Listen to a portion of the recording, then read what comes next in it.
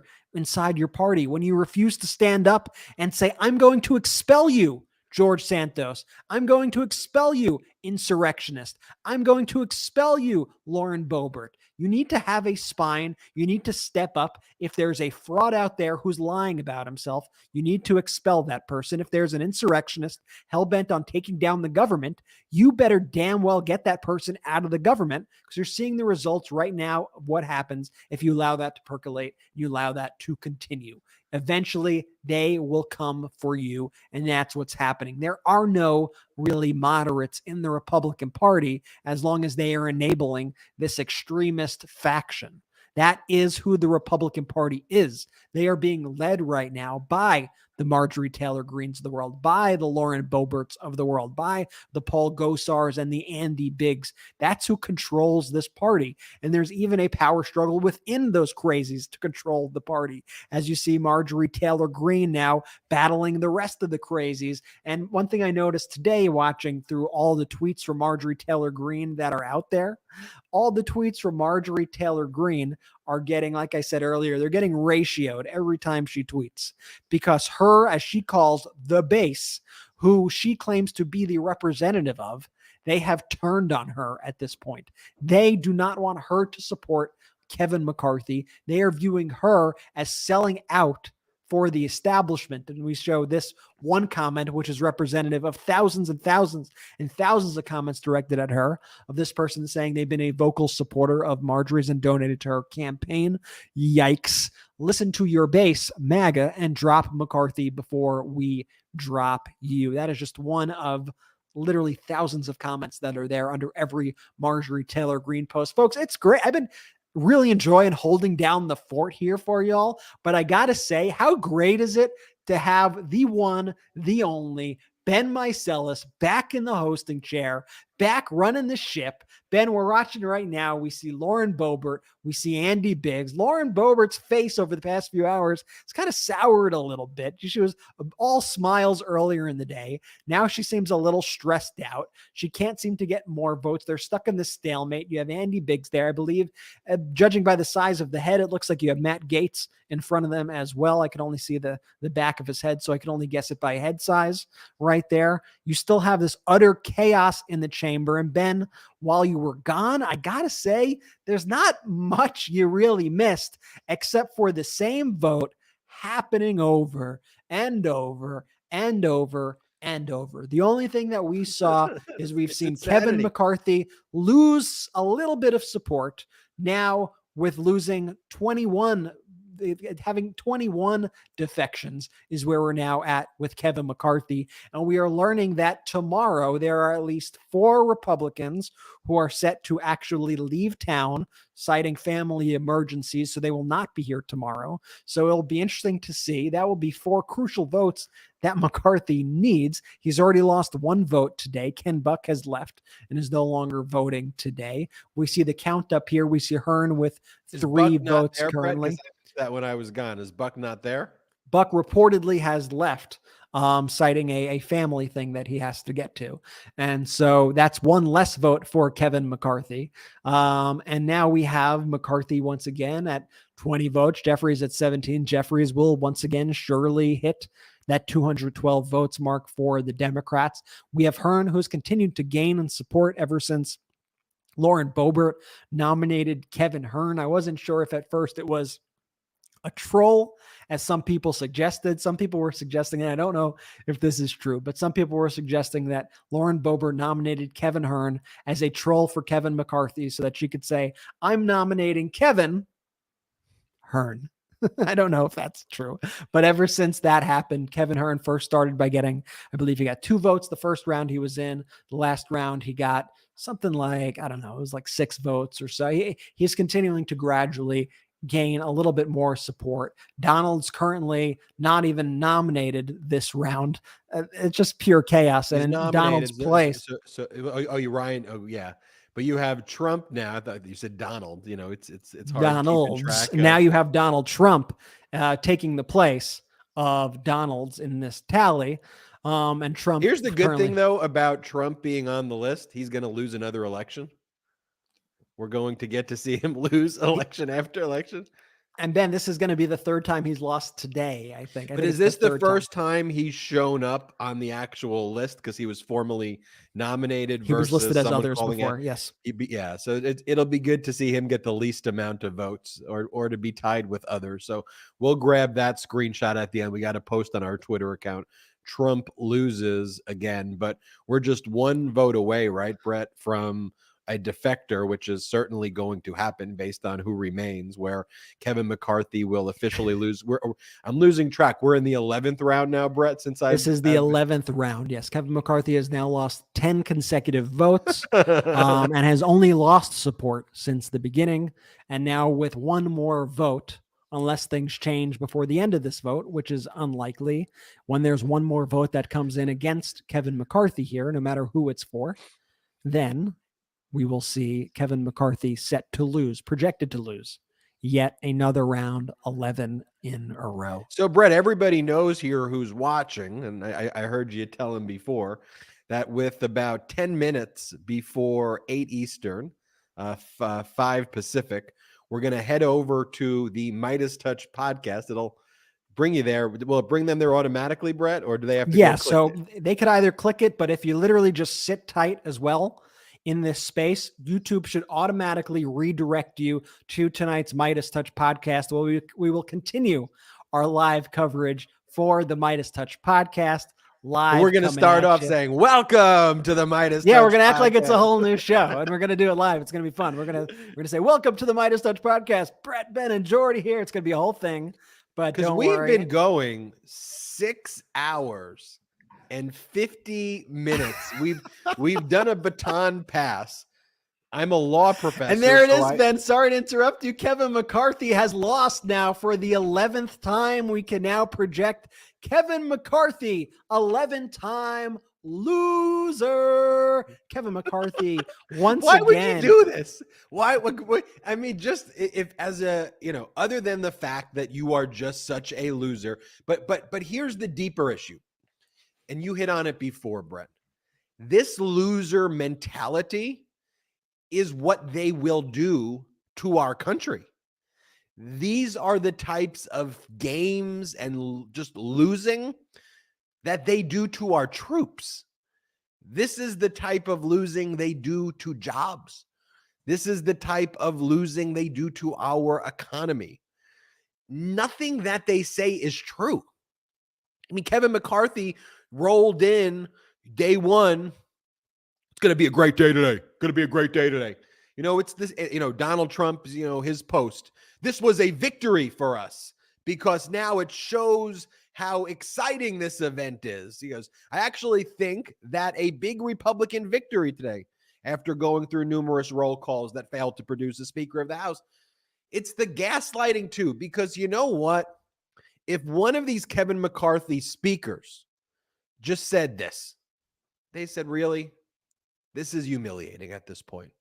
Why are you doing this to our country? This is what I mean, rather than these ridiculous speeches that they give, like they give the same speech over and over again, right, Brett? As there's now 7 defection votes right there. Still 0 for Trump. I suppose Gaetz, when they get to G, is going to vote Trump. But they give these speeches, they go, where they just gaslight and they go, it's all about the border and it's all about the debt and the deficit. Like Donald Trump's the worst at all of it.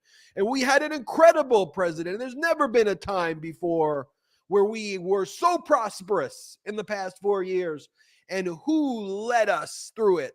Who was the one who pioneered it? It was none other than Kevin McCarthy.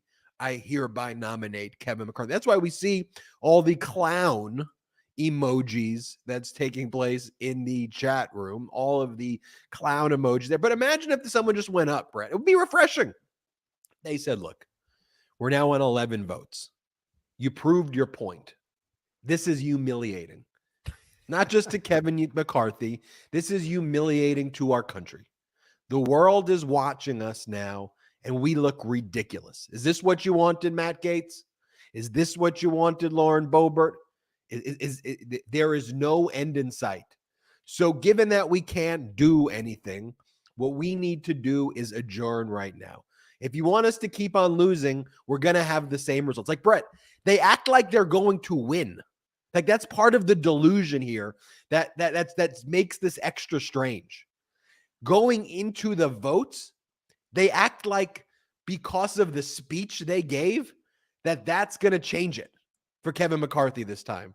And then they give the speech and then they're like, and that is why I will back the next speaker. He's not going to be the next speaker. Or even if he is, he's going to be so utterly powerless. But why doesn't someone just go up there and go, you know what? This is really screwed up. This is humiliating. This is embarrassing. This is a big problem that we have right now. And by the way, George Santos, get the hell out of here, you weirdo fraud. You know, and look, we need to figure this out. We're sorry to the American people that we're being held hostage by these 20 people. Frankly, we don't know what to do, but we are just going to, you know, maybe they call the bluff, Brett. You know what they say? You know, honestly, maybe they go, you know what? If this is what you want, if this is what the 20 want, we are all going to vote present. And Hakeem Jeffries is going to be the speaker. So if this is what you wanted, there's going to be a speaker. It's going to be Hakeem Jeffries. We're voting present. And do something different. And again, of course, I want Hakeem Jeffries to win. I understand the dynamic that's not possible.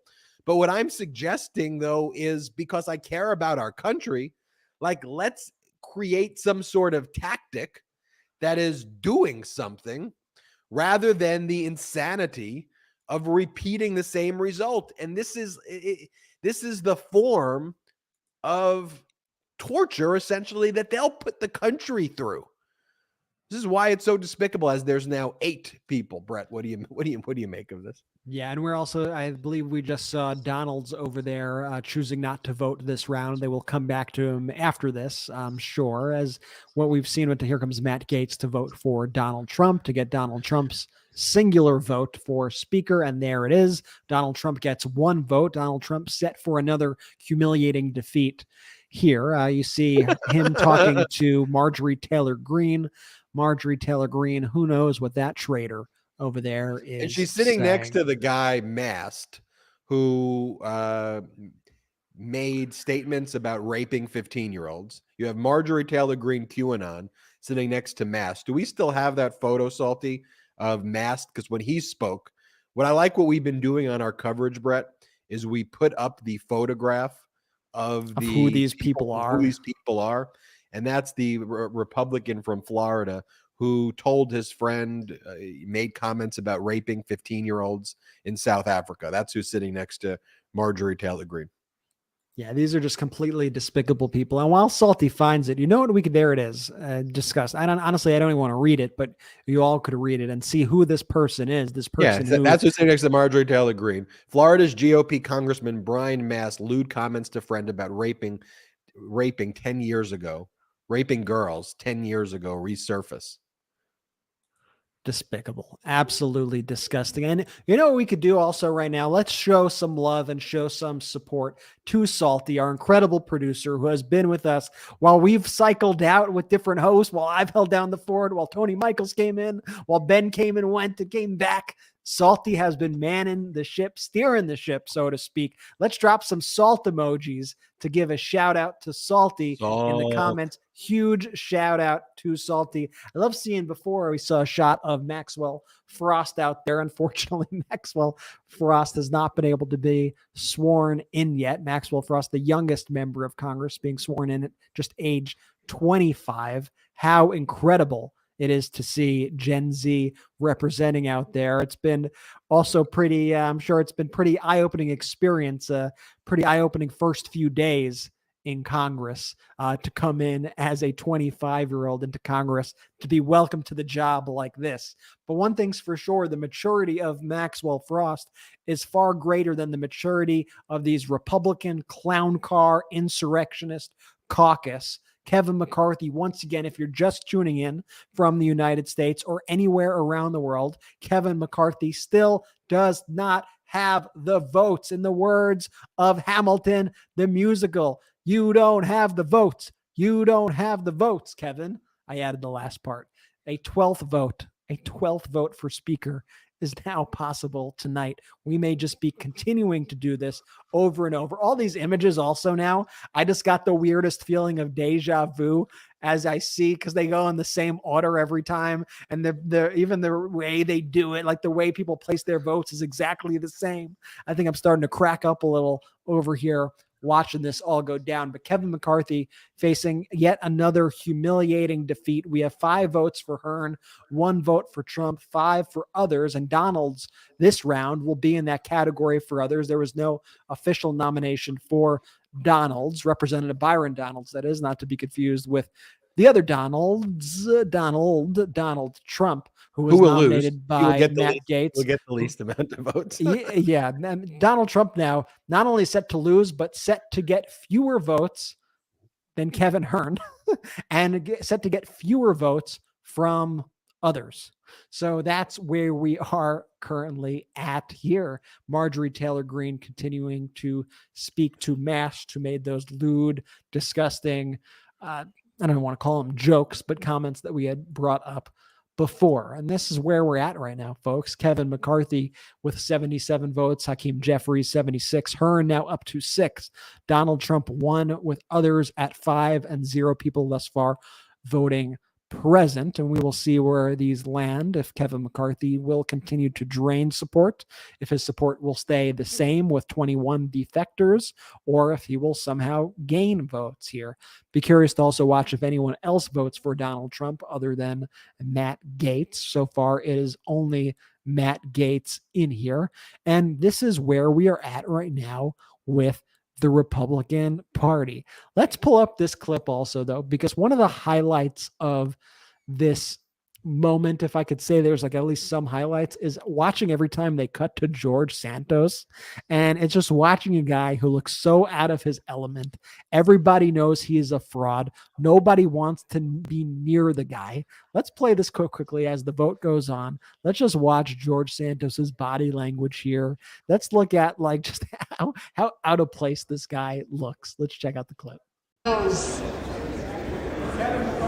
McCarthy.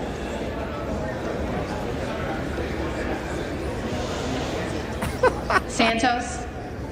McCarthy. And the walk away. Sparks. Present.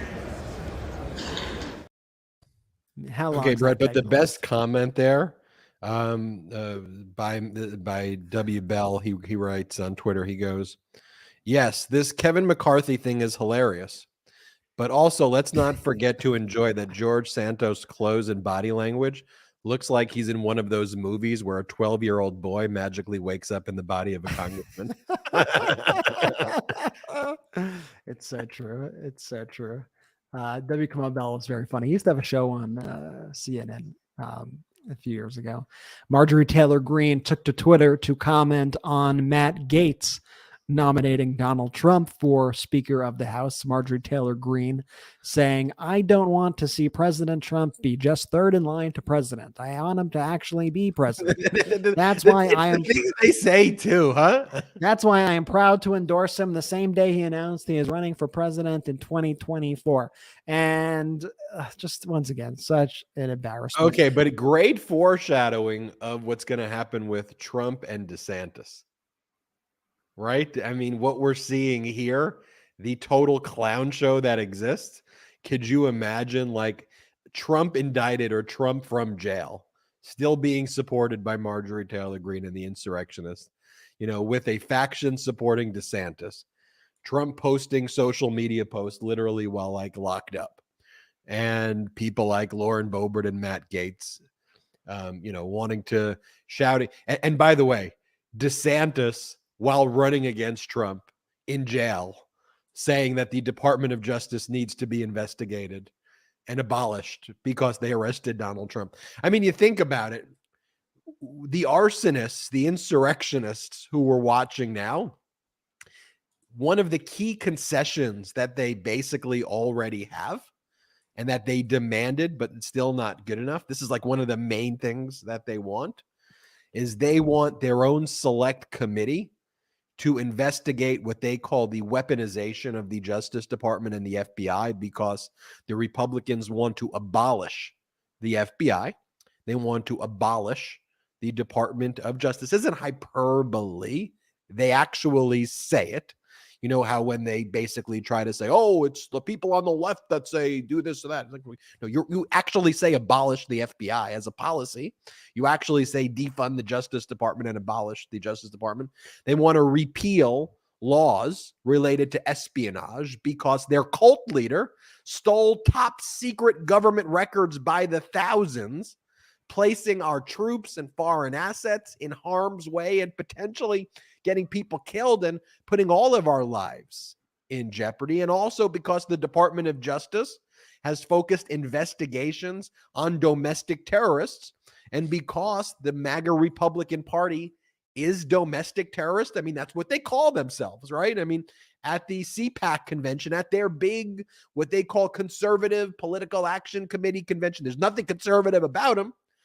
But what they put up there is they go, we are all domestic terrorists. And then they set up these little booths where they cosplay and do these like weird things where they kiss the insurrectionists in like fake jail cells. They kiss them on their hands and they bend their knees and kiss them. It's really weird stuff, and call them political prisoners. I mean, if you're watching this internationally, you're saying, just like my friend from Canada who texted me, he goes, this is some wild shit, Ben. I said, yeah, it's not a both sides thing, though. There is this MAGA Republican Party here, which is so completely fascist. But it's even just different from the fascist movements in the past, because it's also tinged with also just this weird, really, really weirdness as well, in addition to its evil. You know, I think about the quote, you know, like the banality of fascism, the banality of evil. Here, it's like a mutation of that. It's like the weirdness of evil. But here you go. You got a little crew there, right, Brett? You got George Santos. You got Marjorie Taylor Greene, and you got Thomas Massey. Just take we got to go back and just take a screenshot of that moment. Brett, post that on Twitter right now. I'll Go tweet on your it. phone, tweet that photo, and wow. Should we let the comment section decide on our caption? Yeah, for the tweet comment section, we will take your advice. The best one that I see very quickly. Best caption will be the tweet. Let's see what we got. Oh, and by the way, do me a favor. What are we at, Brett? 815,000 subs. We've been going at this for 7 hours and 5 minutes. Before we go to the MeidasTouch podcast, I want to see us get to 816,000 subs. So if you're watching this right now and you're not subscribing, or you subscribe, and if you know people who should subscribe, that's how you could help us as we do this count. Help us get to 816 subscribers right now. Tell a friend, a family member, a coworker, share the feed, subscribe right now. Oh, and check us out at patreon.com, patreon.com/MeidasTouch. We've got great content you can only see at the Patreon. But guess what? We are 100% independent. We take no outside investors at all. So we are 100% accountable to you. That's the way media is going to be in the future. That's what we're trying to pioneer. None of these billionaires and deca millionaires pushing agendas, owning media companies. That's not what it is. This is your media company. You don't like it, you stop watching it, you stop funding it. That's how it should be. 100% independent, 100% accountable to you. Go to patreon.com/MeidasTouch and join one of the memberships there. There's even tiers where you could become an honorary producer of the podcast. You'll get a great poster from us that shows that you're an honorary producer and your name appears at the end of the podcast. There they are. I guess they're clapping Kevin McCarthy's name right now. I mean, how humiliating. I mean, this is what makes it extra humiliating. Like him smiling and taking the applause. It looks like we got some we got some suggested captions coming in. Let's see what are the better ones. We got Dumb, Dumber, and Dumbest. We got a lot of you pitching the Three Stooges. That seems to be the most popular one. Menage a Lie, I see Goon Squad, I see. Definitely a lot of good ones. Ben, anyway, Cowards, Clowns, and Cheats. Santos sliding into MTG's DMs in real life.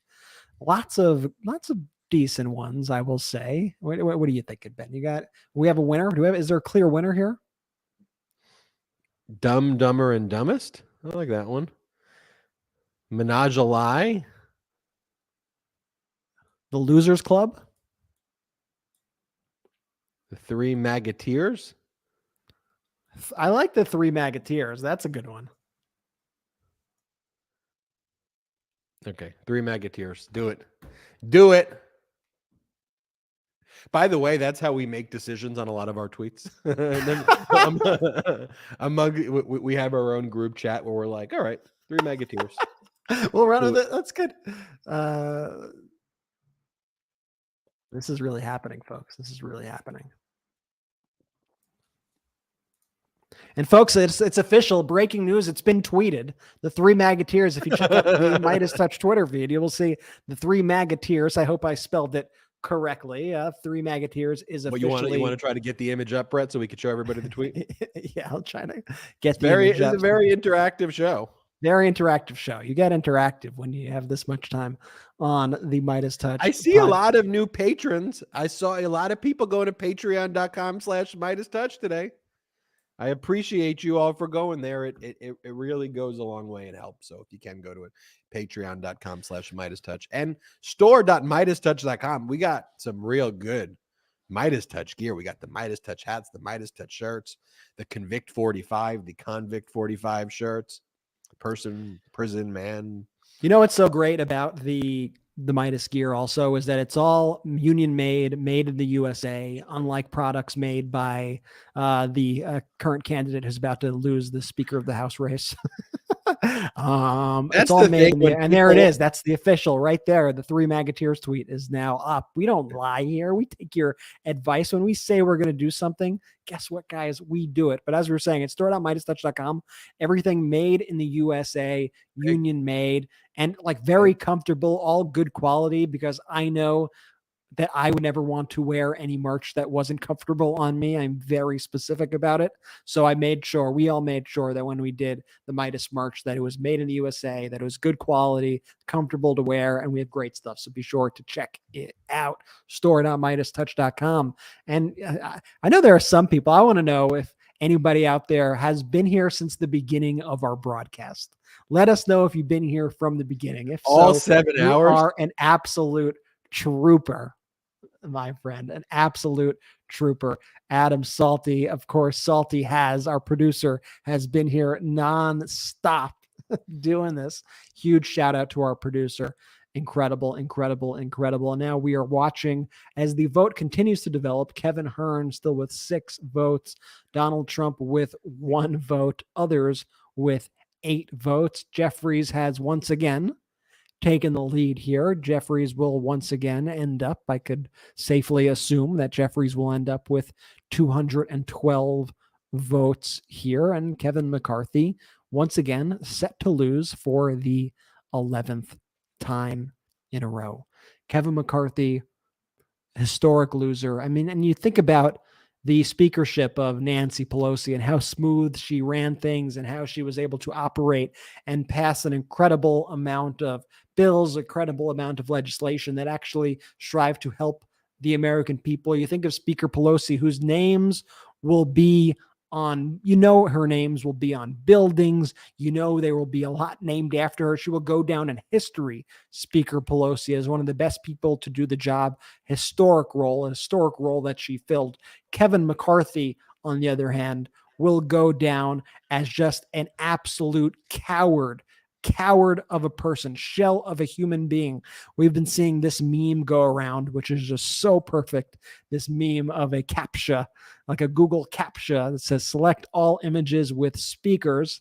And it has a bunch of actual like audio speakers and a couple shots of Kevin McCarthy. But in order to verify this CAPTCHA, all you got to do is select the photos of the actual speakers, because Kevin McCarthy right now, things not looking good for Kevin McCarthy as he tries to get the remainder of the votes here. And the only one thing, Brett, that I'm a little bummed about, it's kind of I want to hear from all of our viewers out there. I haven't done my daily hot takes today because we've been broadcasting live all day. I kind of miss doing my live takes. I got a good one I want to do on special counsel Jack Smith. Jack Smith coming to the United States, ready to make charging decisions. I read the article again, though. Bloomberg was a little crafty, I think, with that headline. A little bit. If you actually look at loosey-goosey. It didn't say a charging decision on Trump within the next few weeks. It says that he will start making charging decisions. I do think he's going to make charging decisions on Jeff Clark, on John Eastman, on people like and Roger Stone. I think he's going to make charging decisions on people like that first. And the Eastman, and I mentioned Eastman. That's what I think we're going to see first round. I still believe the Trump decision will be more April or May, but I think that Trump will be indicted. And then I would be surprised if it happened in February. I hope it happens in February, but special counsel Jack Smith has arrived in Washington, D.C. while all this is going on. We have 18 defections so far in this round. Day 3, 11th roll call. We just got a new update now from Manu Raju, who is reporting that Kevin McCarthy and Emmer are behind closed doors. We saw McCarthy exit before closed doors with Chip Roy, Donalds, and some other members. And lawmakers are saying, once again, take it with a grain of salt, that a deal is within reach either tonight or tomorrow. But the fine print on this is incredibly important. That while there are lots of talks going on, it still will not get Kevin McCarthy to 218. So even this mythical deal that is out there, even if they get this deal between the opposition of Kevin McCarthy and McCarthy, it may get McCarthy some more support potentially, if this is to be believed, but is still unlikely to get Kevin McCarthy enough votes to be Speaker of the House. We see the Three Maggeteers here. We see 2 of them walking away. We see George Santos placing his vote for Kevin. Why does this guy get a vote? I still don't understand. Does he get a vote? But isn't it funny that Santos found his crew with Marjorie Taylor Greene and Thomas Massey? Like, isn't that so? What else would you expect from them? Like for that to happen, it's so wild, so wild. Oh, up to 7 votes. Hearn, I think this is the highest he's been in the vote count yet, or at least tied with his highest. Donald Trump still at just 1 vote, others at 11. Donalds this time around, as in Byron Donalds, not on the board because he was not officially nominated this time around. Instead, Matt Gaetz nominated Donald Trump to be Speaker of the House. And Donald Trump is expected to come in last place for Speaker of the House. Another humiliating defeat coming up for Donald Trump, where it looks like he will lose to Kevin Hearn and others, and potentially tie with present is what may end up happening. Brett, so here's the thing. You've got Gaetz, you got Boebert, you got Good, you got Biggs, and there's at least one more that brings you to the 5 really hard line. So no matter what, those 5 have said, at least, no matter what happens with anybody else, they're not going to vote for McCarthy. Now, the Democrats, if McCarthy was not someone who tried to murder the Democrats. There's no other way to say it, right? Like McCarthy supported people who tried to actually kill the Democrats.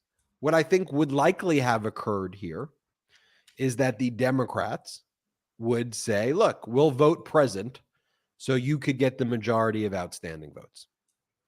Or we won't vote, right, Brett? So that ultimately he can get the majority of voting members. The Democrats are all in unity because they want to see McCarthy suffer. They want to expose McCarthy right now.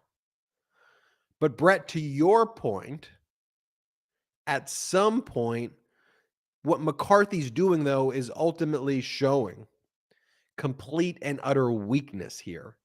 Because one of the things he could do, and again, I'm not trying to give him advice, but for the sake of the country, if you were wanted to be a strong leader, why repeating the same thing over and over and over and over again? It just makes zero sense. So why wouldn't you just say, you know what? Okay, this is what you want. Hakeem Jeffries, you're going to win. And saying, that's fine. You know, our people then will all vote present. Hakeem Jeffries will win. And that'll be the end of it, if that's what you want, because we need a speaker. And then let the Gaetzes of the world and all of those people, you know, they could say, oh, well, you're a swamp this, you're a swamp that. The normal rational thing to do here would not be McCarthy giving up every single piece of himself to try to cut a deal and not get the deal. The smartest thing would be to cut a deal with the Democrats, right? In any other situation, that's what would be occurring right now. But because McCarthy has zero ability to lead, has zero spine, and is completely still in this kind of situation where he's now beholden to the Marjorie Taylor Greenes, he can't cut that deal. But the smartest deal would be that. Okay, right, Brett? I mean, if he wanted to be the speaker, the easiest path is you find 10 Republicans, 15 Republicans, whatever the number is. You go to Hakeem Jeffries and you say, look, we're going to have even committees. We're going to have even everything. I'm going to be the speaker. You're going to have a lot of power. We're going to get done on a bipartisan basis for the American people. He becomes a speaker, and probably a powerful speaker, right, Brett? Like, he probably has authority. Well, he would have significantly more authority. He would have a significantly more authority than he's going to have right now, or that he's going to have regardless right now, by just giving everything away to these maniacs. The deal is now, you know, they don't have a full deal, but what he's offered, according to all the reports, is that one single member can force a no confidence vote to remove him. And then they could remove him if the same numbers line up the way they do right now. And Ben, before you were back here, we saw Representative Don Bacon of Nebraska. He floated an idea that was exactly your idea. He was making the runs. He went to CNN first. He said one thing on CNN. He turned around. He went to Fox News. And when he was on the propaganda network that we call Fox, he floated the idea, which is what you just said. He said, forget about the 20 maniacs. Forget about them. Let's talk to the Democrats to elect a House Speaker. We'll negotiate. We'll figure out something that works for everybody. And that's how we will end this fight. That was one of the things he suggested. But if you do that, Brett, so here's the thing. And this is why McCarthy's just a shithead. My book, like on my vocabulary, as we go 7 hours, this is why McCarthy's a shithead. Because if you did that, if you postured it that way, you would then have some leverage over the 20, you know, and you would say, fine, this is what you want. I'm cutting a deal with them. You know, he goes to his 20 people or 30 people, go, who's with me? I'm going to be speaker. I'm cutting a deal with the Dems. Hakeem Jeffries, here's the deal. We'll do the rules. Screw these people. None of them get committees at all. They don't get any power at all. And let the chips fall where they are. And you could be a strong speaker and actually accomplish things. Yeah. Actually get stuff done. Instead, he's just completely giving up all of his power, and he's letting those 21 defectors say at any point in time, if you don't like me, which they clearly don't like him, you could vote to oust me at any time. And this could be every single day. We see Maxine Waters there. Seems just over it. She just is like, again. Hakeem Do Jeffries. we have the Enough. clip, Salty, of Nancy Pelosi from yesterday after the adjournment, where she was basically saying, for the sake of the country, I hope that the Republicans can just pull it together and like understand like that there's a purpose for this, and like, could we get this done? Because this is utterly humiliating. And I thought it was a really, really strong statement that she made, and it just shows that she puts, country over even at this stage with everything. If we have that clip, if we can play it. We're very proud of the Democrats, and you've never seen, none of us have seen anything like this. Disrespect for the institution in a most cavalier, frivolous way. It's quite sad. But let's be hopeful that in the next day or so, as they find their purpose and their unity, they understand why they are here. And let's play what President Biden had to say as well. We're finally coming out of, the first time we're really getting through the whole issue relating to January 6th. Things are settling out, and now, for the first time in 100 years, you can't move. I mean, I really mean it. I know you know international relations. It's not a good look. It's not a good thing. It's the United States of America. And I hope they get their act together. And what's going to happen if there is no speaker for a week or a month? What's the impact? Okay. Right? I mean, such a contrast. Such a contrast. And Ben, I'm not sure if I'm sure you've seen some of the ones from earlier. It's hard for me to even keep track of what happened in which round of voting. But whenever the Democrats speak and give their speeches, I've heard two kind of recurring themes in the things that they've been saying. One, I've heard them refer to themselves consistently as the governing party, which I think is an incredible contrast to draw with the chaos that's happening right now with the Republican Party. We are the governing party. We are the party who gets things done, who actually knows how this all works. But in addition to that, they go into the specifics and they start naming how all these people are the party of no on the Republican side. And they call it out. They say Republicans voted no to lowering your drug prices. They voted no to expanding voting rights, voted no for civil rights, for expanding LGBTQ rights. They voted no for veterans' health care, to defend our democracy after January 6th. They are the party of no. Democrats voted for you, the American people. We are the governing majority. And that contrast, I think, is important. We see Donald's there vote. Be interesting if we could figure out who seemed like Donald's voted for himself once again, even though he was not nominated there. Donald's, as you see others tick up to 13. So now we are currently at a situation where we have the same number of defectors as 21. The last vote, 21 defectors, which is in line with what McCarthy had last time, which actually means that this time we might actually be seeing more defectors from Kevin McCarthy than we have seen in the past, because there's that representative who continues to vote present, who I don't think she has voted yet. That will bring it to 22. Wow, 22? Kevin McCarthy, which will make it even worse for him as we go through this. So who is the extra defector this time, Bert? We'll have to figure that out. I'm going to look it up right now and try to see who's the extra defector here who decided not to vote for McCarthy in this round. But McCarthy just continuing to lose support as the night stretches on. We show you the House floor where there's now 21 defections. I'm still showing 21 defections, Bert. You're still seeing 21? No, wait. Oh, well, because I'm saying if that present vote hasn't come in yet and she votes for present yet, I'm not sure that one representative who's voted present every time instead of voting for a candidate. So we are currently at the 21 mark with a potential to get to 22 here. I'm just not sure how she voted. I like what Mark Elias said. This is what the message that we've been echoing here. Language is very important.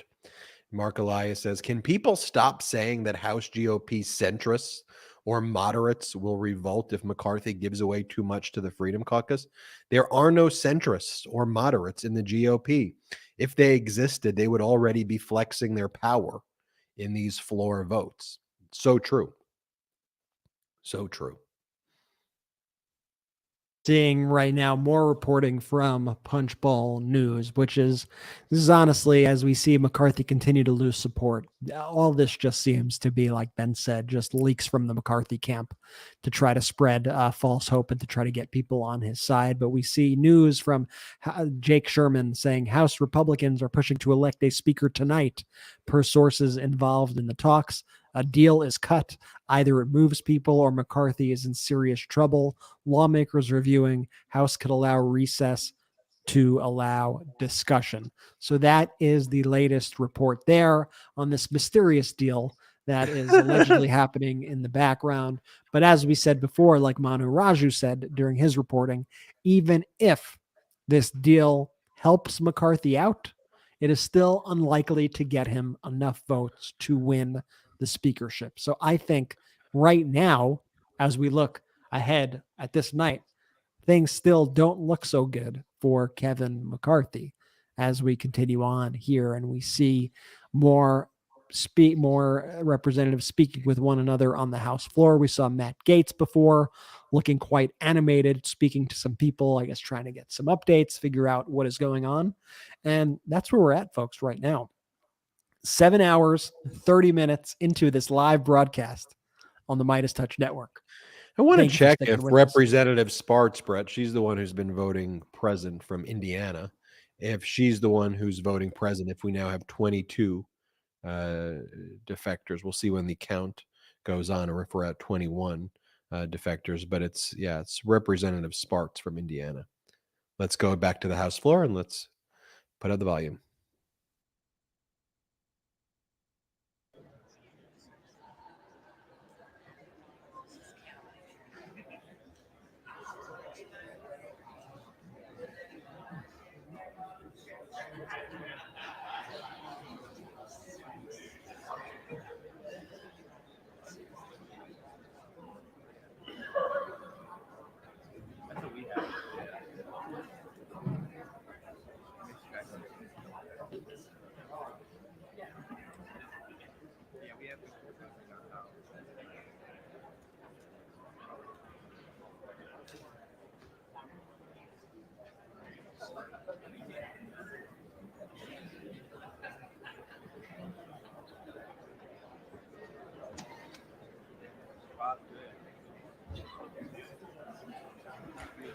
And Brett, I can't help but reflect on the fact that tomorrow will be the 2-year anniversary of the January 6th insurrection.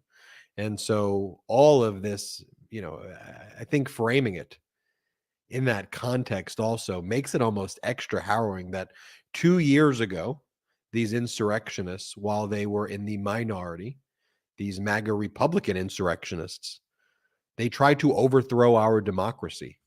And now exactly 2 years later, on January 6th, 2023, here is what we see. Here is what is taking place. The insurrectionists still engaged in holding our government hostage. A lot of activity, though, right, Brett? Looks like it's going on. A lot of people, a lot of members trying to figure out what's going on. A lot of discussions, but definitely a lot of discussion there on the House floor. You see the House floor divided into a bunch of different kind of factions right now with folks trying to figure out what the heck is going on. Matt Gaetz there right now on screen, all smiles right now. And if Matt Gaetz is smiling, then probably not good news for Kevin McCarthy.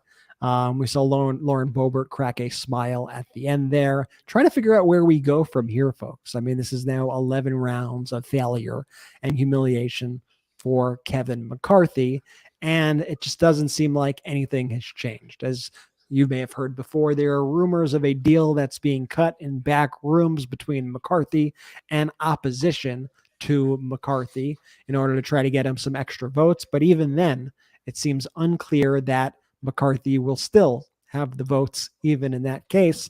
And these Republicans who refuse to vote for McCarthy seem to be taking a hardline stance against McCarthy, saying that they will absolutely not change their votes. You see Gaetz going, basically stepping over chairs, going from different areas of the room to different representatives to talk and get updates. We will hopefully soon learn what's going on there on the floor. But what we know right now is that Kevin McCarthy has lost 11 times, and a 12th vote is possible tonight. Ben, have you heard anything about the present vote?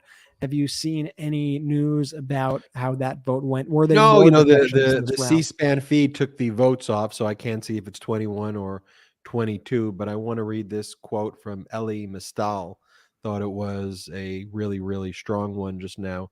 Sure, the 20 insurrectionists just want to watch the world burn, but McCarthy would rather be king of the ashes than cut a deal with Democrats and create a governing coalition.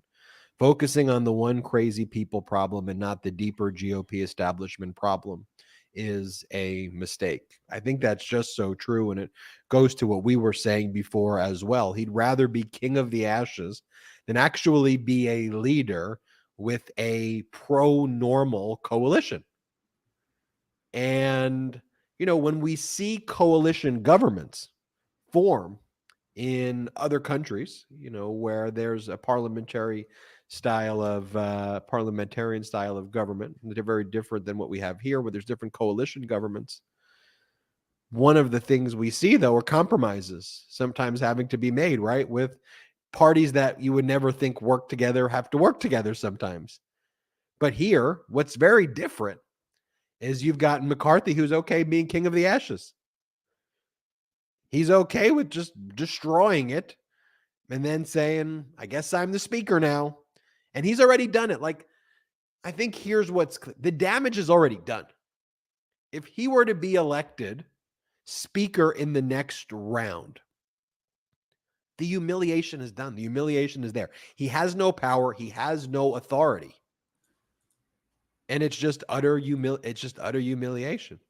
And you can see in the faces of some of the people supporting Kevin McCarthy, like you're watching now, looking at now, there's no sign of hope there. But there you have it, Brett.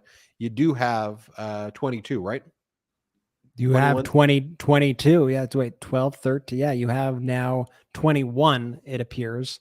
Looks still like one 21. Of the votes was moved from one of the columns to another column. Got it. So we're still at 21. Looks like some of the votes shifted. Potentially one was taken from that other column, moved to the present column.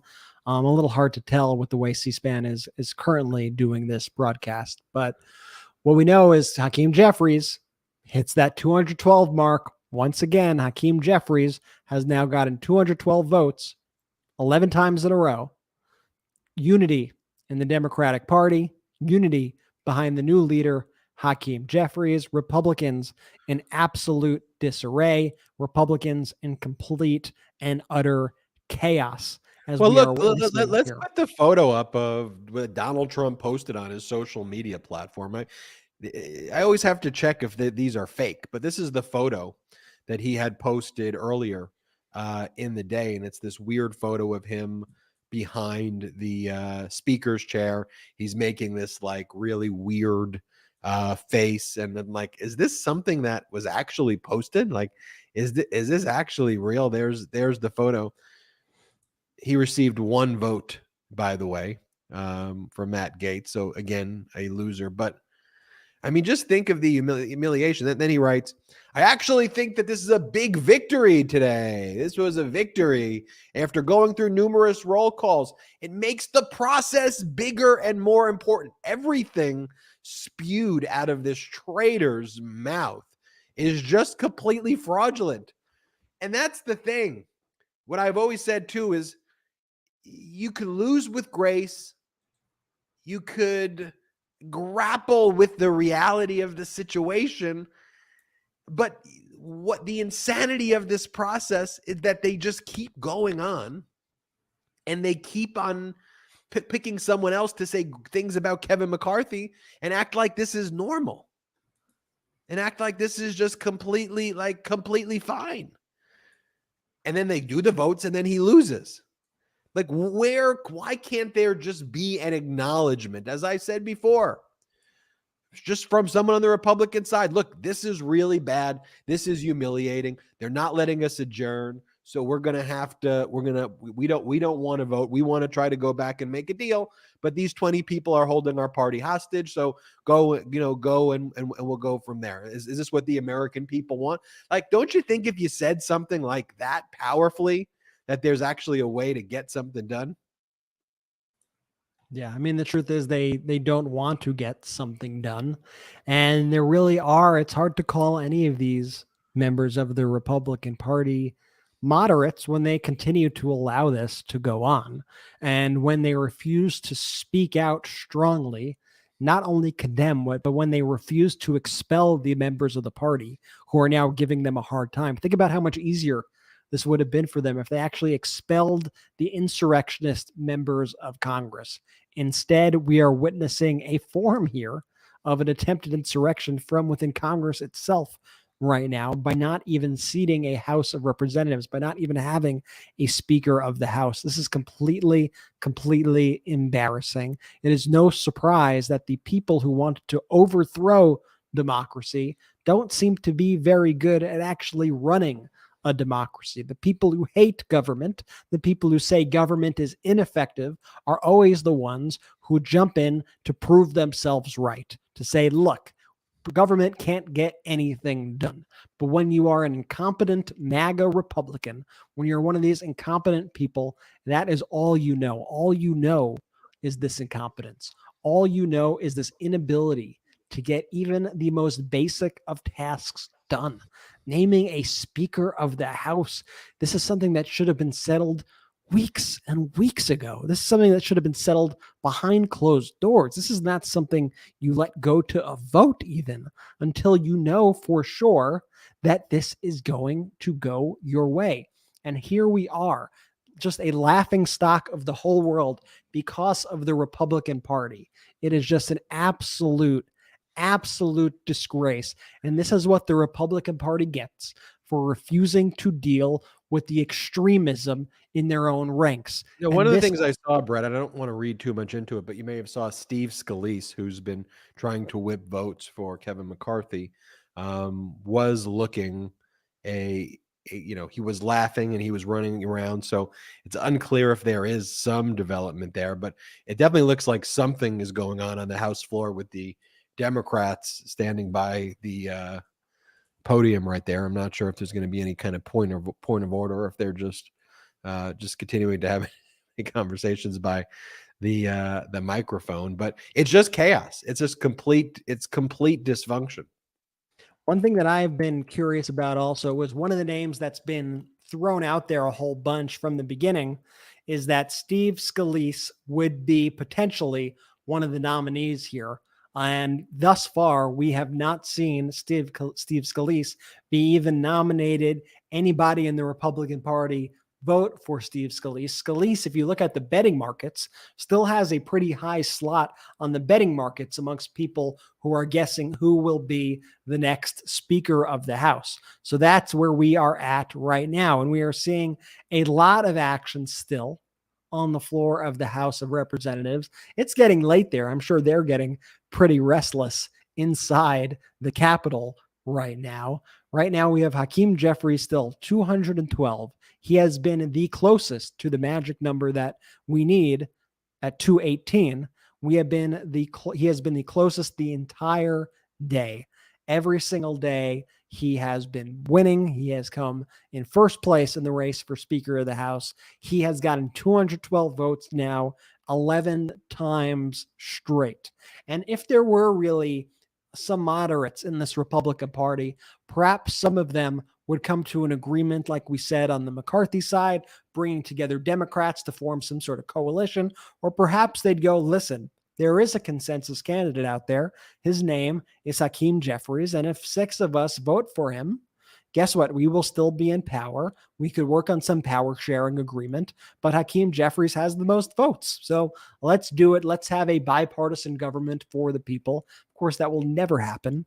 They will never cede that power after narrowly winning the House despite horrific performances. This is absolutely ridiculous what we are witnessing out there, and the utter clown show that we are seeing. And let's not just put it on Lauren Boebert and Matt Gaetz and Thomas Massie and Paul Gosar and people like that. This is the entire Republican Party. This is them reaping what they had been sowing. This is what exactly is coming back to them after years and years of courting these insurrectionists and elevating them to positions of power. And still to this day, despite this historic humiliation, they've still learned nothing.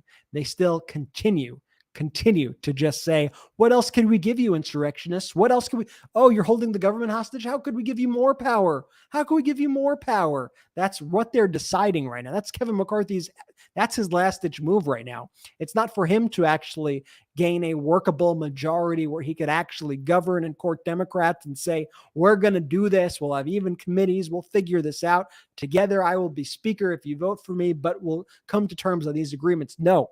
He would rather sell out the country, and he would rather go insurrectionist caucus. Whatever you want, you get. Even if that means I don't have a lick of power, as long as my name is on that door. Even if at any point in time you could say, not today, that is all Kevin McCarthy cares about right now. He just wants to be, regardless of what happens, if he does get the votes, he will be a speaker in name only. I saw some people in our comments earlier throw out, I think, I don't even know how you pronounce it, Spino, speaker in name only, Kevin McCarthy, feckless, cowardly Kevin McCarthy, who does not have the votes 11 rounds later. Total embarrassment. Well, here we are, 7 hours, 45 minutes into the broadcast on day 3. We are at essentially 24 hours of broadcast time that we've spent covering the House floor. I want to thank all the Meidas Mighty, of course, for watching this and sticking with us and trusting us as your number one source for news and these historic developments. Looks like we are seeing some conversation, some developments on the floor. At least there looks like there's some activity taking place. We'll see if that has anything to do with moving votes in one direction or the other. But the day began on Tuesday with Kevin McCarthy walking into the House of Representatives, saying that today was going to be a good day, a great day. That quickly devolved into finger pointing, McCarthy calling Gaetz out by name, Gaetz calling McCarthy out, Boebert saying Boebert things, and Marjorie Taylor Greene saying Marjorie Taylor Greene things, and then everyone going after everybody. It devolved into 3 roll call votes before they adjourned for the day. Then we went back on Wednesday, 3 more roll call votes. In that morning, Donald Trump said everyone should vote for Kevin McCarthy. McCarthy actually lost an additional vote after Donald Trump said that, as Representative Sparks voted present. So there were then 21 defectors. The House Republicans then adjourned. Let's go to the House floor and let's see what happens next.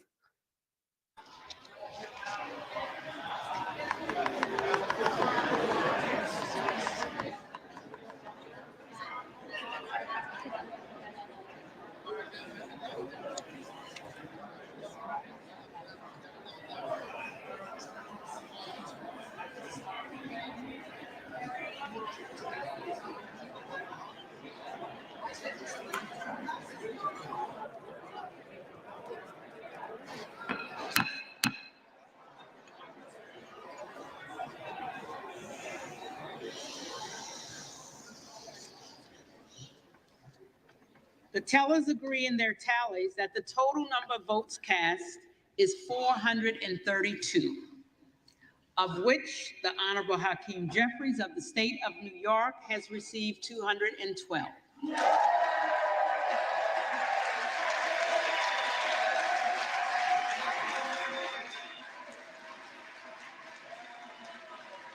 He's so great, by the way. Hakeem Jeffries really is phenomenal. Really is. Like the perfect person for the job right now. Yeah.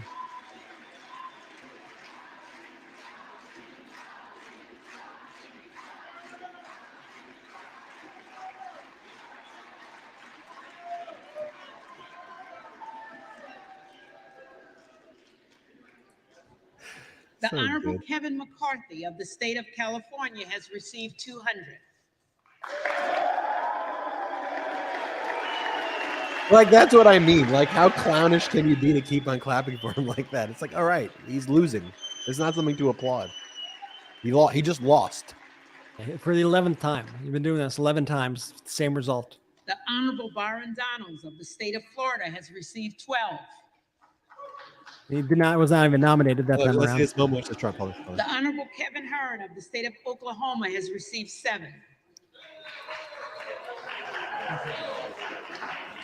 The Honorable Donald J. Trump of the state of Florida has received 1. They got laughed at. One They laughed. recorded as present.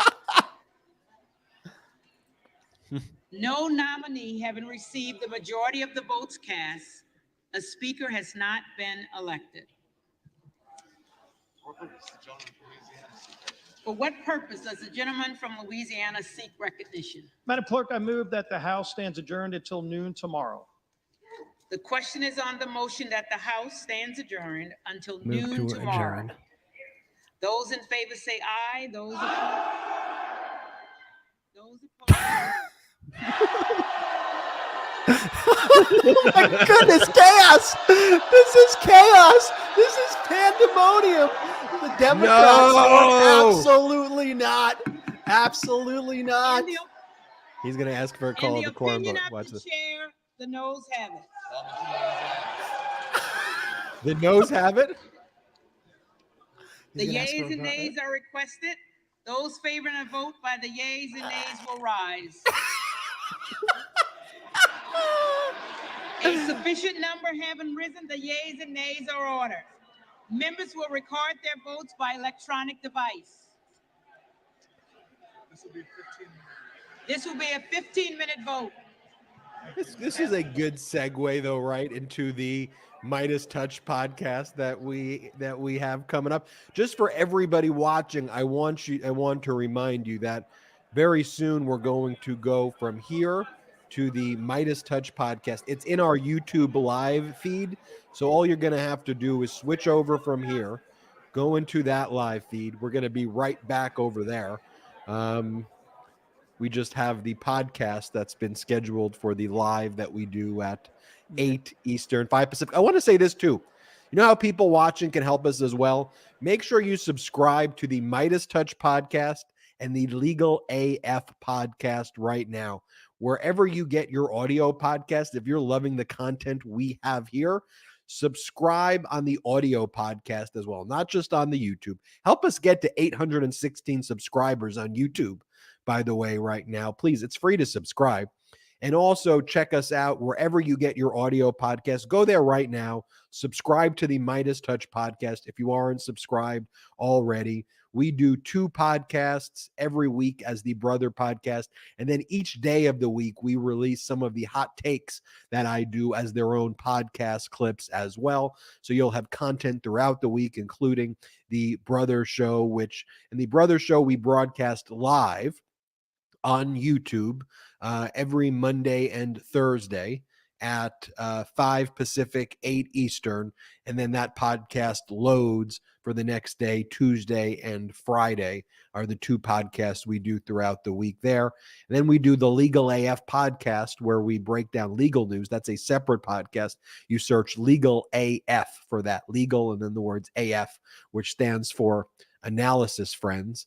And there you get some of the top legal breakdowns by myself and Michael Popak and Karen Friedman-Agnifilo. Karen Friedman-Agnifilo, who co-hosts that with us, by the way, she was the number 2 lawyer in all of the Manhattan District Attorney's Office. She was Cy Vance's number 2. So to have her perspective is just incredible. Michael Popak ran the litigation department for a major financial services company. He was like their top lawyer there. So did incredible work there and brings you his insight as a litigator and as a corporate lawyer. I try to do my part in giving you my perspective as well. Before I started MeidasTouch, I was a civil rights litigator out here where I live in California, working specifically with families in Bakersfield. I may as well give a shout out to, speaking of Bakersfield, it's actually Kevin McCarthy's district. So I know a lot about that district. Actually has the highest homicide rate in all of California and one of the highest homicide rates and rates of crime in all of the United States of America.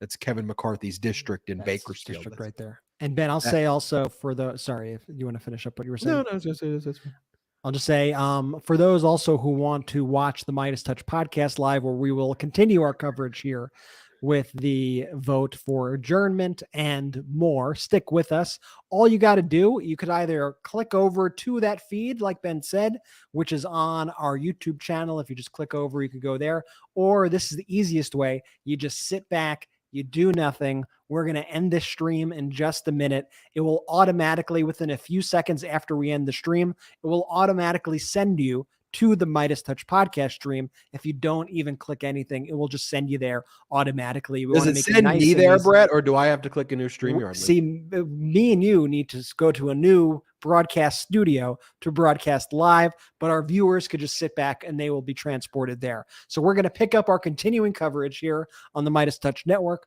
of the vote for Speaker of the House, the opening of the 118th Congress, the historic and humiliating vote. I think we should do it now. Let's do it now, and we will see you on the other side. Come join us, folks. MeidasTouch podcast time. Let's have some fun. We're getting Ben. We're getting Brett. We're getting Jordy. We're going to see what happens with this motion to adjourn. We saw them getting feisty out there with the voice vote. I'm curious to see how this lands and if these defectors let them go home or if they force them to continue to vote, because I know the Democrats want them to keep voting, keep getting humiliated, keep getting embarrassed. So let's check it out. Let's all watch together. Tune in right now. Remember, you can just stay on this stream or you can click on over on our channel or do whatever. MeidasTouch podcast coming at you live at 8 p.m. Eastern, 5 p.m. Pacific. This has been MeidasTouch's live coverage going on hour 8, people. Live coverage of the vote for Speaker of the House. We will see you in just a few minutes on the other side. Catch you in a second. Shout out to the Meidas Mighty.